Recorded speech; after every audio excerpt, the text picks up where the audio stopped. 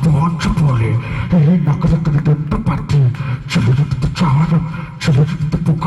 ആരും എന്റെ പ്രതികരിക്കാത്തത് പുകവലിക്ക് വലിയ വില കൊടുക്കേണ്ടി വരും. ബീഡി 8 രൂപ, സിഗരറ്റ് 15 രൂപ. ഭയങ്കര വില. വിജോട്ടിന് വിജയന് ഇഷ്ടമാണോ? വിജയന് ഇഷ്ടപ്പെടാത്തല്ലേ? വിജയ് ഫാൻസ് ഇപ്പോ വിജയ് പാടി അഭിനയിച്ച സൂപ്പർ ഹിറ്റ് ഫിലിമിലെ ജില്ല എന്ന ഫിലിമിലെ വിജയിന്റെ ശബ്ദത്തിൽ ആ ഗാനം ഒന്ന് നമുക്ക് കേൾക്കാം. ആദ്യം ഒരു ഡയലോഗ്.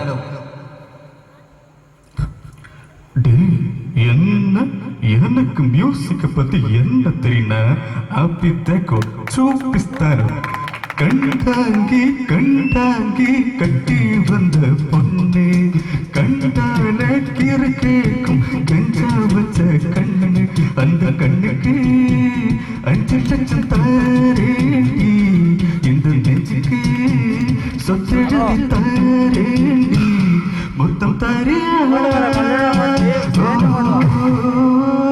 ஒரு வாட்டி முடி பண்ணிட்டேன் என் பேச்சு நானே கேட்க மாட்டேன். മലയാളത്തിലെ കരിവണ്ടി എന്ന് വിശേഷിക്കുന്ന ഒരു സിനിമ നടനോട് അറിയാമോ? ബിജുവേട്ടന്റെ പേരുള്ള ബിജുക്കുട്ടൻ. ബിജുക്കുട്ടൻ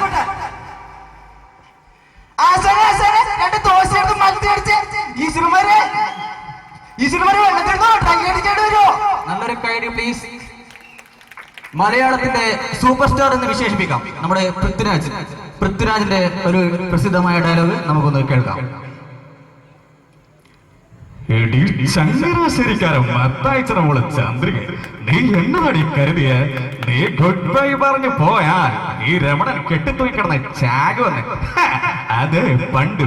ഇന്ന് ഈ കഴുത്തിലൊരു കുരുക്ക് വീഴുന്നുണ്ടെങ്കിൽ അതിന്റെ മറ്റേ അറ്റത്ത് നീയും കാണും മോളെ. സത്യം.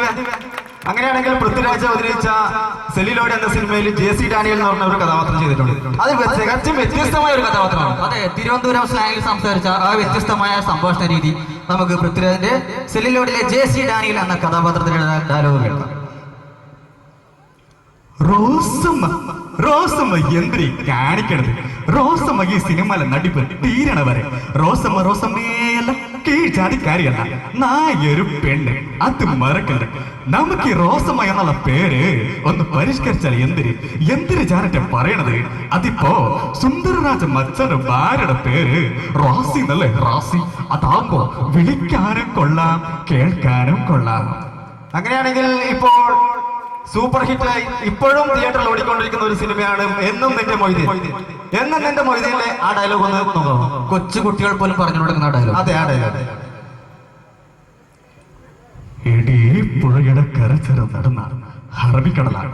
അതിന് എത്ര കടമത്തിൽ ഏത് തോണിക്കാരെ കുത്തി നിർത്തിയാലും ഇരവഴഞ്ഞ അറബിക്കടൽ എത്തുക തന്നെ ചെയ്യും.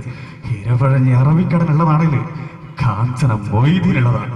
ഇത് മൊയ്തീന്റെ വാക്കാണ് ഏറ്റവും വലിയ സത്യം.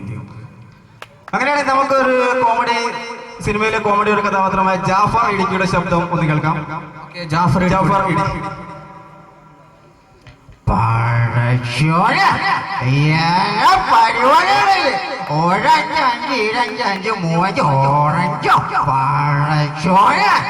നല്ലൊരു കൈയടി പ്ലീസ്. എന്താ ആർക്കൊരു ഉഷാറില്ലാത്ത സുഹൃത്തുക്കളെ നല്ലൊരു കൈയടി. ഇപ്പം ബിജോട്ടൻ പ്രേമ എന്ന സിനിമ കണ്ടിട്ടുണ്ടോ? പ്രേമ എന്ന സിനിമ കാണാത്തവരാറിയില്ലേ? ആരും ഉണ്ടാവില്ല അല്ലെ? എല്ലാവരും കണ്ടിട്ടുണ്ട്. പ്രേമ സിനിമ കണ്ടപ്പോ ബിജുവേട്ടൻ ആരും ഇഷ്ടപ്പെടുന്നത്? എനിക്ക് നിവിൻ പോളിയാ. ഇപ്പൊ പ്രേമ ഇറങ്ങിയ ശേഷം എല്ലാവർക്കും ട്രെൻഡാ. കോളേജ് പെൺകുട്ടികളെല്ലാം കുറ്റിച്ചോര് പോലത്തെ മുടി മുമ്പിലേക്ക് ഇട്ട് നടക്കും. മേരി എന്ന് പറഞ്ഞു കാണുമ്പോ മൂരിനെ പോലെ ഉണ്ടോ? ശരിയാ, മൂരിനെ പോലെ. അപ്പൊ ബിജുവേട്ടൻ നിവിൻ പോളിനെ ഇഷ്ടപ്പെട്ടത്? എനിക്ക് നിവിൻ പോളി. നിനക്കാരെ ഇഷ്ടപ്പെട്ടത്? എനിക്ക് നിവിൻ പോളിനെയും മാലത്തിനെയും മേരിനെ ഒന്നും ഇഷ്ടപ്പെട്ടില്ല. നമുക്ക് ജാവേനെ കുറിച്ച് പഠിപ്പിച്ച ഒരു നടനുണ്ട്, വിനയ് ഫോർട്ട്. ഓക്കെ, പ്രേമ എന്ന സിനിമയിലൂടെയാണ് വിനയ് ഫോർട്ട് ശ്രദ്ധിക്കപ്പെട്ടത്. അതെ. അപ്പൊ വിനയ് ഫോർട്ടിന്റെ ഡയലോഗ് പ്രേമ സിനിമയിലെ ഡയലോഗ്. ജോർജ് മലർമീസിന്റെ അടുത്ത് നിന്നിട്ട് എന്നെ പുകഴ്ത്തി പറയണം. അതായത് വിമൽ സാറിന്റെ കയ്യില് കുറെ പൈസ ഇട്ടുന്നു, വിമൽ സാറിന് കുറെ സ്ഥലങ്ങളൊക്കെ ഇട്ടെന്ന് പറയണം. ജാവ വളരെ സിമ്പിൾ അല്ല പവർഫുൾ ആണ് ജാവ. ഇതായി ടെക്സ്റ്റ് ബുക്കിൽ നോക്കിയാല് മനസ്സിലാവും. ഒരു കുട്ടി ജനാലിയുടെ പുറത്തേക്ക് നോക്കുമ്പോ പട്ടി റൊട്ടി എന്നൊരു പടം കാണാം. അഞ്ജലിക്ക് മനസ്സിലായ? അവിടെ ജുവാന ചേച്ചിക്ക് മനസ്സിലായ? ഇല്ലെങ്കിൽ പറയണം. വളരെ സിമ്പിൾ ആണ് ജാവ. നല്ലൊരു കാര്യം പ്ലീസ്. വിനീത് ശ്രീനിവാസിന്റെ സിനിമയിലൂടെ സ്റ്റാറായ 2 നടന്മാരാണ് നിവിൻ പോളി, അജു വർഗീസ്. അപ്പൊ അജു വർഗീസിന്റെ ഒരു ഡയലോഗ് കേൾക്കാം. മിസ്റ്റർ നായർ, നിങ്ങൾ വിളിക്കണ പാവ സബ്സ്ക്രൈബർ എന്റെ മയ്യത്തെടുക്കണവരെ നീരുടെ അത്തണ്ടി കലോത്സവം പയ്യന്നൂർ വെച്ചിട്ടാണ് നിന്റെ ആയിഷന്റെ 5 അടി ശരീരത്തിലാകെ മൊത്തം പുറത്താണ് 5 ഇഞ്ച അതിൽ കണ്ണെങ്ങട്ട മൂക്കെങ്ങട്ട വെച്ച് വെച്ചാൽ ഞാനിങ്ങനെ പറയാ. അങ്ങനെയാണെങ്കിൽ നമ്മുടെ കോമഡിയിൽ ഒരുപാട് പ്രശസ്തമായ ശ്രീ ആമനിത്താത്തന്റെ ശബ്ദം ഒന്നനുകരിക്കാണ്. ശ്രീ ആമനിത്ത.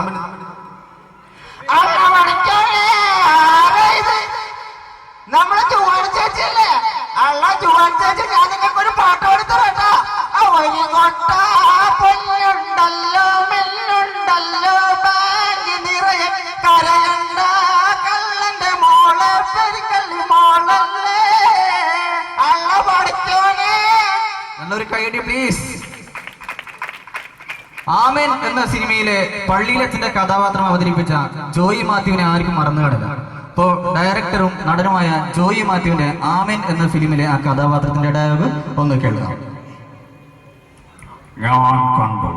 ഞാൻ കണ്ടു ചുവന്ന പാട്ടുകൊടുത്ത് പടക്കട്ടയും കഴിച്ച് തൂവള്ള കുജപോട്ടേരുന്ന പുണ്യാള ഞാൻ കണ്ടു. ഫാദർ വിഷൻ പട്ടുള്ളി താങ്കളുടെ കൂടി ഗ്ലാസും കാൽഫ്രയൊക്കെ റെഡിയാക്കി വെച്ചോളൂ. കാരണം ലോഹരിക്കാനുള്ള സമയമായി കാണാം. മെഗാസ്റ്റാർ മമ്മൂട്ടിയുടെ മകൻ ദുൽഖർ സൽമാൻ അഭിനയിച്ച ഉസ്താദ് ഹോട്ടലിലെ ഒരു പ്രസിദ്ധമായ ഡയലോഗ് കേൾക്കാം. നിങ്ങളുടെ മുഹമ്മദിന്റെ കഥ എന്താ ഒരു ജോലി എന്നൊക്കെ പറഞ്ഞ അതിനതിനതായ പ്രൊസീജർ ഒക്കെ ഉണ്ട്. നിങ്ങൾക്ക് ഈ കടയൊക്കെ ഒന്ന് കമ്പ്യൂട്ടറൈസ്ഡായി കൂടെ വൈകാനും മെൻഷൻ കമ്പ്യൂട്ടർ. സന്ദീപ്, കുറെ നേരം ശബ്ദാനുകരണം മാത്രം. അപ്പോ നമുക്ക് ടിവിയിൽ വെച്ച് ടിവിയിൽ പരിപാടി കാണുന്ന സമയത്ത് പരിപാടി തുടങ്ങുന്നതിന് തൊട്ട് മുമ്പ് പരസ്യം വളരെ സ്പീഡായിട്ട് കേട്ടിട്ടുണ്ടാവും. നിങ്ങൾ കേട്ടിട്ടുണ്ടാവല്ലോ. അപ്പൊ ആ പരസ്യം ഞങ്ങളുടെ സൃഷ്ടിയിൽ ഞങ്ങൾ അതേ സ്പീഡിൽ ഒരു പരസ്യം പറയുകയാണ്. ഈ പരിപാടി നിങ്ങൾക്ക് സമർപ്പിച്ചത് കണ്ടമാനത്തേക്കായിട്ട് വരെ കുടുംബങ്ങൾക്ക് കയറി പോകണം ബ്രിട്ടാനിയ കത്തി ഗോദ്രാജ് മുണ്ടകളെ തോട്ടമ്പക്കച്ചാലെ സിപ്പക്കട്ടെ കൊണ്ട് മരുത്തോമഞ്ചാടികളും ഇഷ്ടപ്പെടുന്നതാണ്. നല്ലൊരു കൈയടി പ്ലീസ്. മലയാളത്തിലെ വില്ലൻ കഥാപാത്രം അവതരിപ്പിച്ച ഒരു നടനാണ് ഭീമൻ രഘു. ഭീമൻ രഘു അടുത്ത കാലത്തായിട്ട് ഒരുപാട് കോമഡി സിനിമകളിൽ അഭിനയിക്കുന്നുണ്ട്. ആ ഭീമൻ രഘു ഒരു കവിത ആലപിച്ചാൽ എങ്ങനെയുണ്ടാവും? നമുക്കൊന്ന് കാണാം. പ്രിയമുള്ളവരെ, മഹാകവി ഋഷഭാവയുടെ അമ്മച്ചി അതിന്റെ തണ്ടേര് എന്ന കവിതയിലെ ശൗകലർ കുത്തിക്കൊറിയ ഏതാനും ചില വരികളാണ് ഞാനിവിടെ പാരായണം ചെയ്യാൻ പോകുന്നത്. പിടിച്ച മണ്ടയിലെ ഉന്നയുടെ പാക്കയിലെ കിട്ടാടി വന്നാലും പുല്ല് കംപ്ലീറ്റ്. അങ്ങനെയാണെങ്കിൽ പിന്നോട്ട് സോൾട്ട് ആൻഡ് പെപ്പർ എന്ന ഒറ്റ സിനിമയിലൂടെ കോമഡി രംഗത്തേക്ക് വന്ന നടനാണ് ബാബുരാജിന്റെ ഒരു ഡയലോഗ്. സോൾട്ട് ആൻഡ് പെപ്പർ എന്ന ഫിലിമിലെ ബാബുരാജിന്റെ ഡയലോഗ്. ശശിയോട്ട ഇതൊന്നും എടുത്താറ് മല്ലിപ്പൊടി 100, മുളക് പൊടി 50, 2 രാധാസ്. മിനിഞ്ഞാറ് സാറ് വരുന്നു പറഞ്ഞിട്ട് നല്ല നാടൻ കോഴിക്കറി ഉണ്ടാക്കി വെച്ചു. എന്നിട്ടെന്താ ഞാൻ തന്നെ കഴിച്ചിരുന്നു. അല്ലെങ്കിൽ കുടിയന്മാർക്ക് ചോദിക്കാൻ പറയാറും ആരുള്ളല്ല. കുടിയന്മാരുടെ കാര്യം പറഞ്ഞപ്പോൾ വേറൊരു കാര്യമാണ് സന്ദീപ്. ക്രോണിക് ബാച്ചിലർ എന്ന സിനിമ എല്ലാവരും ഉണ്ടാവുമല്ലോ. കണ്ടിനോ? ക്രോണിക് ബാച്ചിലർ ഒരു കള്ളുകൂടിയാ കണ്ടു. എല്ലാവരും ശ്രദ്ധിച്ചിട്ടുണ്ടാവും. ആ കള്ളുകൂടിന്റെ ശബ്ദം നമുക്കൊന്ന് കേൾക്കാം. അടിക്കുമ്പോൾ മാറുന്നോടാ പോർക്ക, നിന്നെ ഇന്ന് ഞാൻ കൊല്ലുപെടാ കുരുത്തം കെട്ടവനെ. ഞാൻ ഇങ്ങനെ തന്നെ പോവും. അല്ല, ഞാൻ നിൽക്കണോ അതോ പോകണോ? മലയാളത്തിലെ മെഗാസ്റ്റാർ മമ്മൂട്ടിയുടെ രാജമാണി എന്ന സിനിമ എല്ലാവരും കണ്ടാണ്. അതിലെ ഒരു ചെറിയ ഡയലോഗ്, മെഗാസ്റ്റാർ മമ്മൂട്ടിയുടെ ഒരു ചെറിയ ഡയലോഗ് നിങ്ങളുടെ മുമ്പിലേക്ക് എത്തിക്കുകയാണ് സുഹൃത്തുക്കളെ. അന്തരാസി കൂന്തരാസി തള്ളെ കളിപ്പുകൾ തീരണില്ലല്ല വർക്കിച്ച യവ പുലിയണിട്ട നമ്മൾ ഒരു വരവടി വരേണ്ടി വരും. സൗര നന്നായിട്ടുണ്ട് നമ്മളില്ലേ. Thank you. രാജമാണിക്യം എന്ന സിനിമയിൽ തന്നെ കോളേജ് അധ്യാപകന്റെ ക്യാരക്ടർ അവതരിപ്പിച്ച നടനാണ് സുരേഷ് കൃഷ്ണ. സുരേഷ് കൃഷ്ണന്റെ ഡയലോഗ്. സാറുമാർ കുട്ടികളൊക്കെ ആകുമ്പോ കയ്യോ കാലോ അങ്ങോട്ടോ ഇങ്ങോട്ടോ തട്ടിയതോ മുട്ടിയതൊക്കെ ആയിരിക്കും. അതിന് മറ്റേ അർത്ഥം കണ്ട് കണ്ണിലൊരിപ്പിക്കുന്നെങ്കിൽ അവളുടെ മനസ്സിലിപ്പതായതുകൊണ്ട് അതിന്റെ പേരിൽ പള്ളിക്കൂടത്തിന്റെ പടിവാതിൽ പോലും കാണാൻ തീർത്തും അതിന്റെ ബാപ്പ് കോപ്പതൊക്കെ അവരോട് പറഞ്ഞാൽ രമേശന്റെ പട്ടി പറയും ബാപ്പ്. അങ്ങനെയാണ് സന്ദീപ്. മലയാള സിനിമയിൽ ഒരു കാലത്ത് ഒരുപാട് നായക വേഷം ചെയ്തിട്ടുള്ള ഒരു നടനോട് ശ്രീ പ്രേംകുമാറിന്റെ ശബ്ദം നമുക്കൊന്ന് കേൾക്കാം.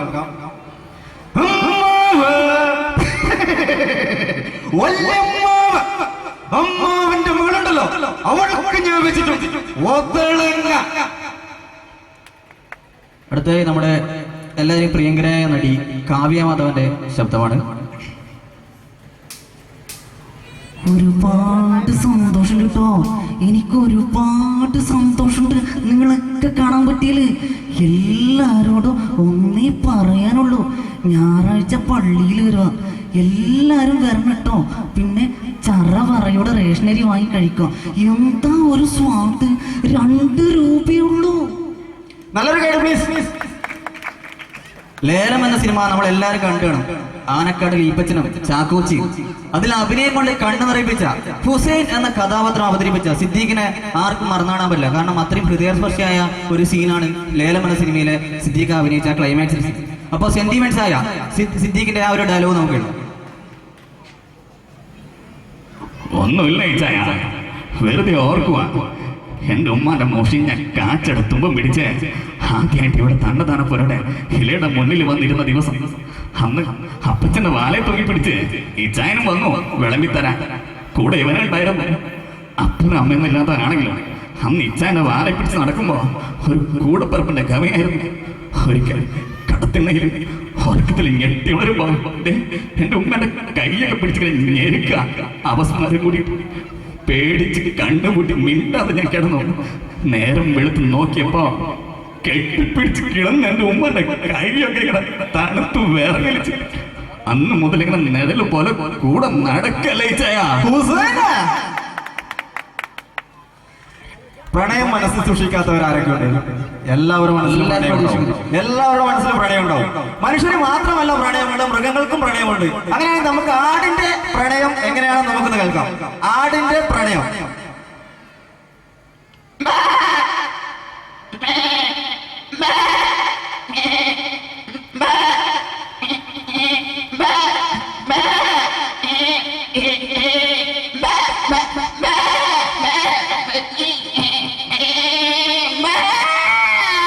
നല്ലൊരു കൈഡ് പ്ലീസ്. പൃഥ്വിരാജിന്റെ ശബ്ദം നമ്മൾ നേരത്തെ കേട്ട് കഴിഞ്ഞു. പൃഥ്വിരാജിന്റെ ജ്യേഷ്ഠനായ ഇന്ദ്രിയത്തിന്റെ ഡയലോഗ്. ഇന്ദ്രിയത്തിന്റെ പേര് പറയുമ്പോൾ എല്ലാവരും ഓർമ്മ വരുന്നത്, മനസ്സിൽ ഓർമ്മ വരുന്നത് മീശ മാധവല്ലേ. വട്ടപ്പേര് പറയടാ. അതെ, എല്ലാവരും മനസ്സിലായി കൂടി വരിക. മീശ മാധവൻ വട്ടപ്പേര് പറയുക എന്ന കഥാപാത്രമായിരിക്കും. എന്നാ ഇവിടെ മീശ വട്ടപ്പേരല്ല ഞാൻ ചോദിക്കാൻ മതി.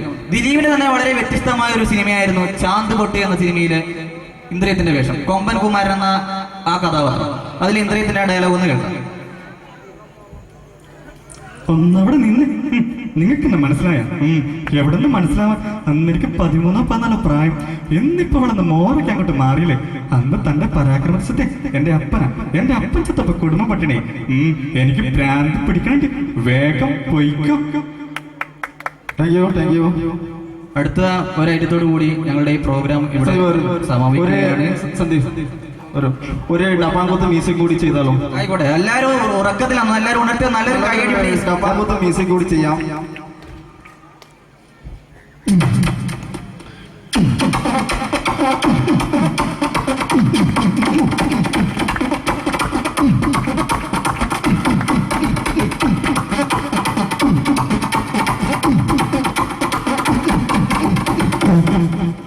മൈക്ക് പൊട്ടിച്ചല്ലേ.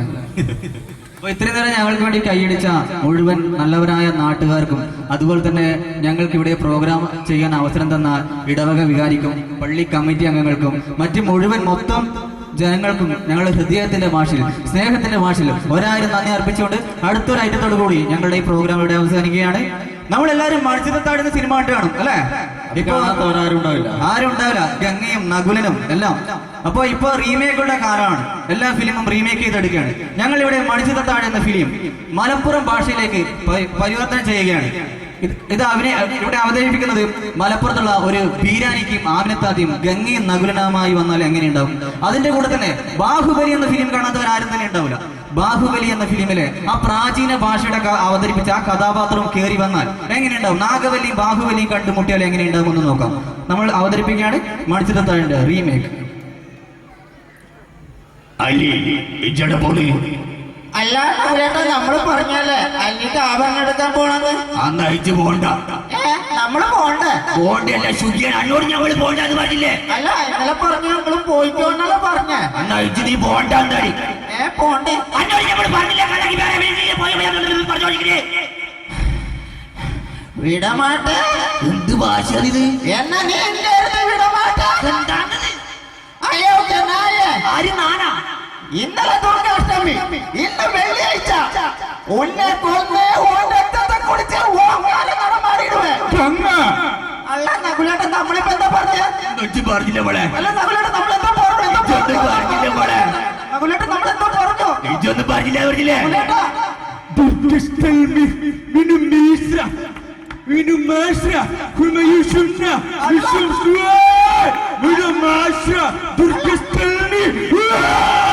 അള്ള വളച്ചോനെ ജുവാന ചേച്ചി ഓടിക്കോ.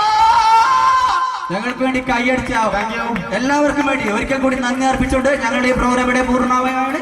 Thank you.